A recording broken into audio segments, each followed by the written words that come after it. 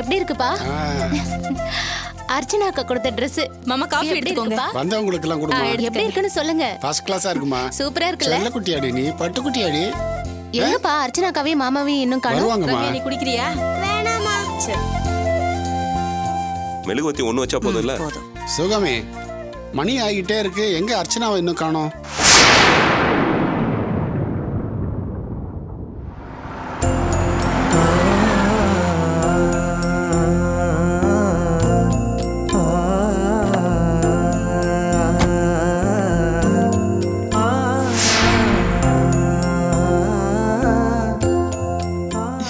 அர்ச்சனா வாமா வா வா.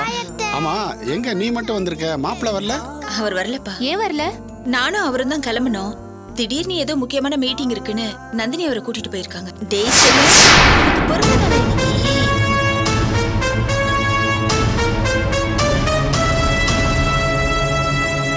அட, புது ட்ரெஸ் எல்லாம் சூப்பரா இருக்கு. அர்ச்சனா, இப்ப என்ன சொன்ன? முக்கியமான மீட்டிங் இருக்கு, நந்தினி அவரை கூட்டிட்டு போயிருக்காங்கன்னு சொன்னேன். ஆஹா. அக்கா Dress நல்லா இருக்கு. அத்தை கேட்டிங்களா? இதுதான் சமயம். கோயில்ல ஐயர்கிட்ட நந்தினி அப்பா சொன்ன விஷயத்த இப்ப இவகிட்ட சொல்லுங்க.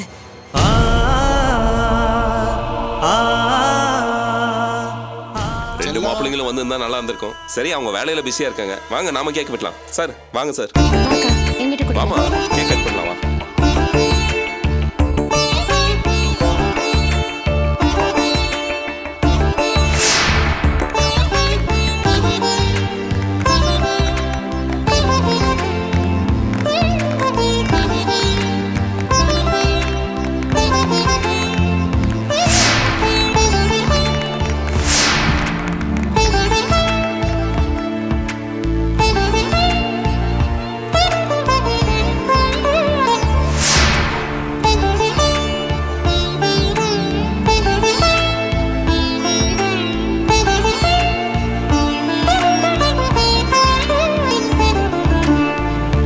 போயிட்டு அப்ப நாங்க அரசு வரோம்.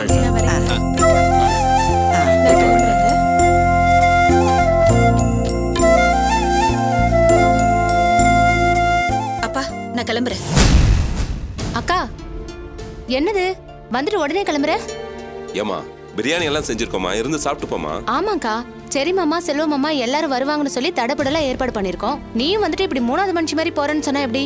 மூணாவது மனுஷங்களா இருந்தாலும் வீட்டுக்கு வந்தவங்க கிட்ட சரியா முகம் கொடுத்து பேசலனா அப்புறம் எப்படி கை நினைக்க முடியும்? நான் இங்க வந்தது சில பேருக்கு பிடிக்கல, அப்புறம் எப்படி சாப்பிட முடியும்? நான் கிளம்புறேன். பாத்தியா, எல்லாம் ஒன்னாலதான். பெத்த தாயா இருந்தாலும் முகம் கொடுத்து பேசலன்னா இப்படிதான் கிளம்புறேன்னு சொல்லுவாங்க. வேணாப்பா, எனக்காக யாரும் யாருக்கிட்டையும் சமாதானம் பேச வேணாம். நான் கிளம்புறேன். இனிமே இந்த வீட்டு வாசப்படியை கூட நான் மிதிக்க மாட்டேன். நெல்லு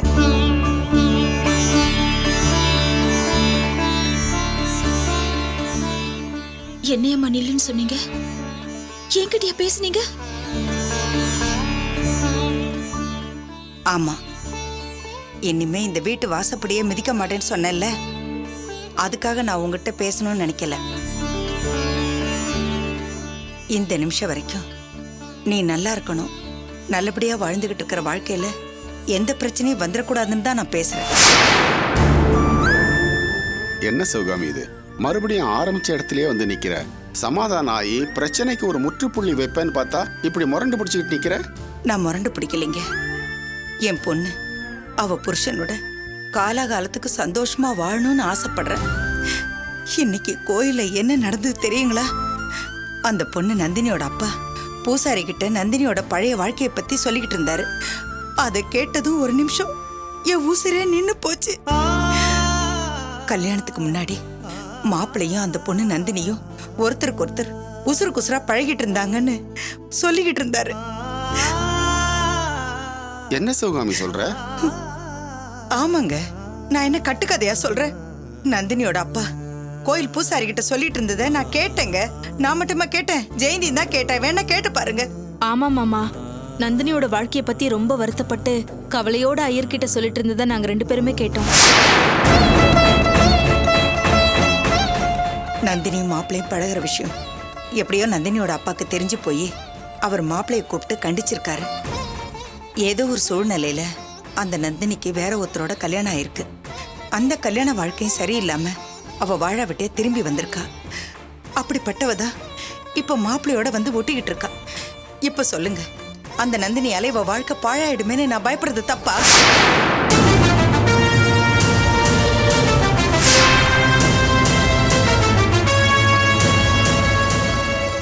தப்புதாம்மா.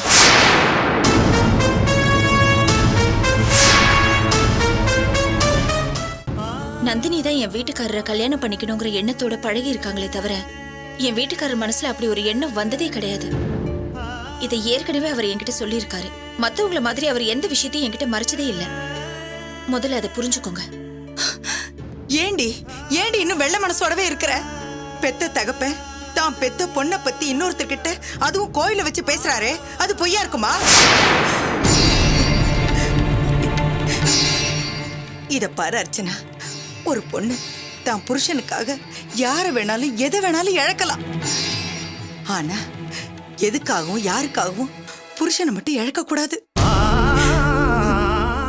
இனிமேலாவது கொஞ்சம் ஜாக்கிரதையாவும் வாழ்க்கையை காப்பாத்திக்கம்மா. இந்த அம்மா சொல்றது இப்போ அது கேளுமா. ஆமா அர்ச்சனா, ஆரம்பத்துல இருந்தே அந்த நந்தினி விஷயத்துல உங்க அம்மா காரணமே இல்லாம பயப்படுறான்னு சொல்லிக்கிட்டு இருந்த எனக்கே இப்ப கொஞ்சம் பயமாத்தாமா இருக்கு. அதுக்காக நான் மாப்பிள்ளைய தப்பு சொல்லல. இருந்தாலும் எதிர்காலத்துல உங்க அம்மா பயப்படுற மாதிரி ஏதாவது நடந்துருச்சுன்னா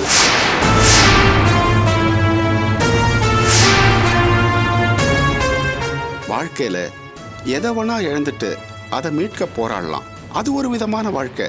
ஆனா புருஷனை இழந்துட்டு அவரை மீட்க போராடுறது என்னம்மா வாழ்க்கை?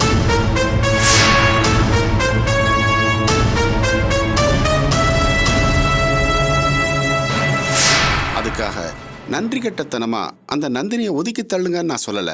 அவகிட்ட கடன் பட்டிருந்தீங்கன்னா அதை வட்டியோட திருப்பி கொடுத்துருங்க. அந்த நந்தினி கிட்ட இருந்து நீங்க ஒதுங்கி இருக்கிறதாமா நல்லதுன்னு எனக்கு தோணுது.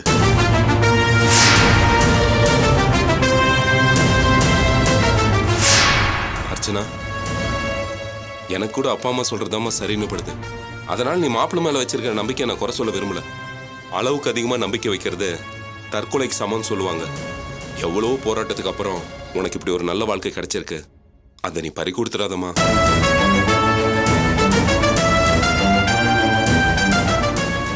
இங்க பாருமா, பிறந்த வீட்லயும் சரி புகுந்த வீட்லயும் சரி நீ ரொம்ப கஷ்டப்பட்ட பொண்ணுமா. நீ எப்படியெல்லாம் வாழணும்னு அம்மா ஆசைப்பட்டாங்களோ அந்த மாதிரி வாழ்க்கை உனக்கு கிடைச்சிருக்கு. அதை காப்பாத்திக்கிறது உன் கையில தாமா இருக்கு. அந்த நந்தினி விஷயத்துல அம்மா சொன்னதுக்கு அப்புறம் கொஞ்சம் கவனமா இருக்கிறது நல்லதுன்னு எனக்கு தோணுதுமா.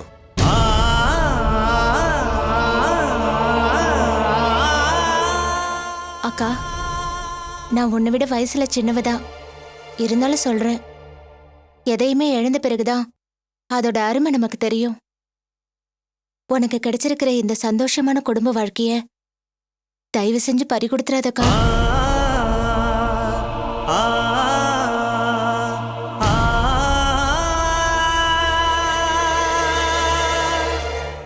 அர்ச்சனா, நந்தினியை உன்கிட்ட இருந்து பிரிக்கணுங்கிறதுக்காகவோ இல்ல அவ மேல இருக்கிற பொறாமையிலயோ உன்கிட்ட நாங்க இதை சொல்லல.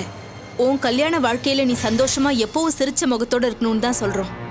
தயவு செஞ்சு நந்தினியோட விஷயத்துல ஒரு நல்ல முடிவாயிடுமா. உன் நல்லதுக்காகத்தான் சொல்றோம்.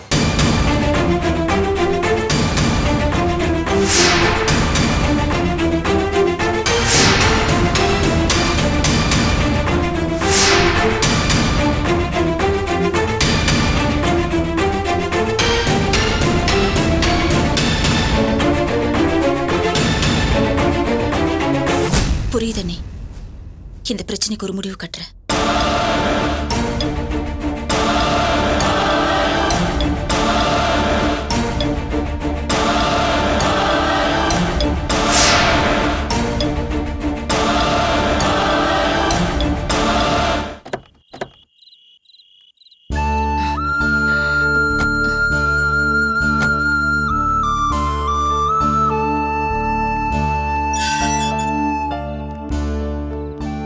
ஹவுஸ் கீஸ் மாம் கொடுங்க. இந்த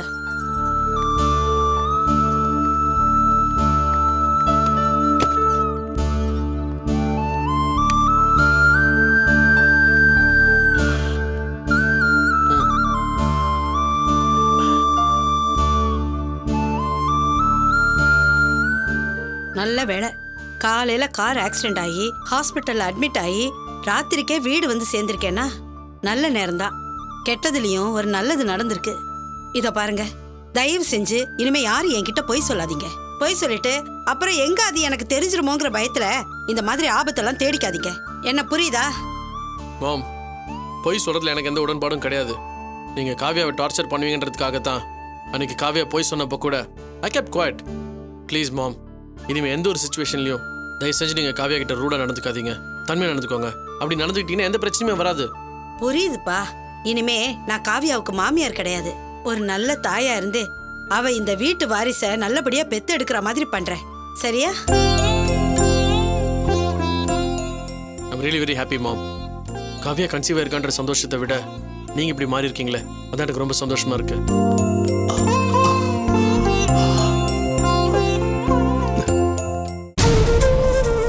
எக்ஸ்கியூஸ் மீ டாட், பார்த்து உட்காருப்பா. என்னாச்சு உங்களுக்கு? are you okay dot? என்னாச்சு? what happened? என்னாச்சுங்க? என்னாச்சுங்க நாங்க தினமும் பக்கத்துல இருக்கிற பார்க்குக்கு வாக்கிங் போவோம். இன்னைக்கு வாக்கிங் போயிட்டு இருக்கும்போது நடராஜ் திடீர்னு மயக்கம் போட்டு விழுந்துட்டாரு. பக்கத்துல இருக்கிற ஹாஸ்பிட்டல் கூட்டிட்டு போனோம். ஹார்ட்ல பிளாக் இருக்குன்னு சொல்லிட்டாங்க.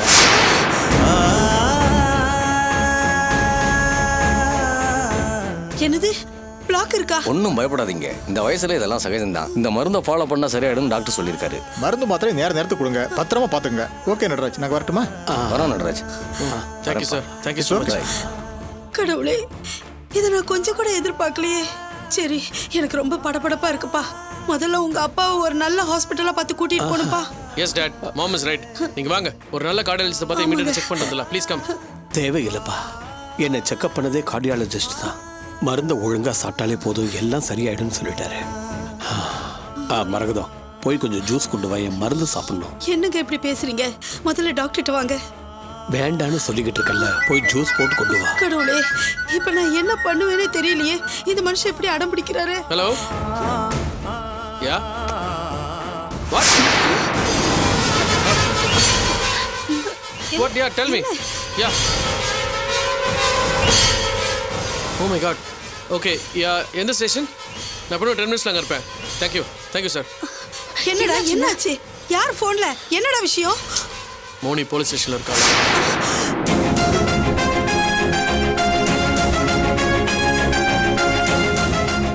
I have to go to the station now. Dad, Kavya, நீங்க ரெண்டு பேரும் இங்கே ரெஸ்ட் எடுங்க. நானும் மாம் போயிட்டு வந்துரும். Dad, please take care. Yeah, see you soon. வரேங்க.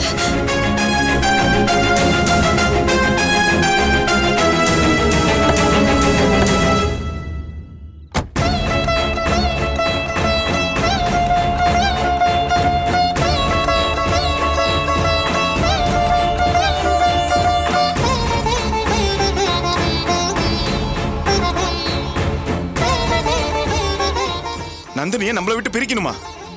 ஆமாங்க, அதான் அவங்களோட வாழ்க்கைக்கு ரொம்ப நல்லது. என்ன வளர்ற? உங்க அம்மாவை சமாதானப்படுத்திட்டு வரேன்னு சொல்லி போயிட்டு அவங்க பேச்ச கேட்டு நீ மனசு மாறிட்டியா? இப்படி எல்லாம் பேசுறதுக்கு உனக்கு எப்படிதான் மனசு வருதோ? உனக்கு கொஞ்சம் கூட நன்றி விசுவாசமே இல்லையா? தயவு செஞ்சு நான் சொல்றது கொஞ்சம் கோவப்படாம கேளுங்க. நந்தினியை நம்மளை விட்டு தனியா அனுப்புனாதான் அவங்களோட வாழ்க்கை நல்லா இருக்கும். தனியா அனுப்புனா எப்படி அவ வாழ்க்கை நல்லா இருக்கும்? தயவு செஞ்சு நான் சொல்றது கொஞ்சம் புரிஞ்சுக்கோங்க. தனியா அனுப்புறதுன்னா தனிமையில விடுறதுன்னு அர்த்தம் இல்ல. நந்தினிக்கு நல்ல ஒரு வாழ்க்கையை அமைச்சு கொடுக்கணும். அப்பதான் இந்த ஊர் வாயை நாம மூட முடியும். நம்ம கூடவே இருக்கிற நந்தினி ஒவ்வொரு நிமிஷமும் நம்மளை பத்தியே தான் யோசிக்கிறாங்க. நம்ம முன்னேற்றத்துக்காக தான் பாடுபடுறாங்க. அப்படிப்பட்ட நந்தினி வாழ்க்கைய நாம நல்லபடியா அமைச்சு தர வேண்டாமா? நீ சொல்றதெல்லாம் சரிதான். நந்தினிக்கு நாம தான் ஒரு நல்ல வாழ்க்கை அமைச்சு தரணும். இது விஷயமா கோயம்புத்தூர் போய் செழியங்கிட்ட பேசலாம் நம்ம ஏற்கனவே முடிவு பண்ணது தானே. நாம ஏன் அவரை உடனே பார்த்து பேசக்கூடாது? உடனே செய்யும் அர்ச்சனா, அவங்க ரெண்டு பேரும் சட்டப்படி ஏற்கனவே பிரிஞ்சிருக்காங்க. சட்டம் தான் அவங்க ரெண்டு பேரையும் பிரிச்சு வச்சிருக்கு. ஆனா இன்னும் நந்தினி மனசுல செழியன் தான் இருக்காரு. அதே மாதிரி செழியன் மனசுலயும் நந்தினி இருந்துட்டா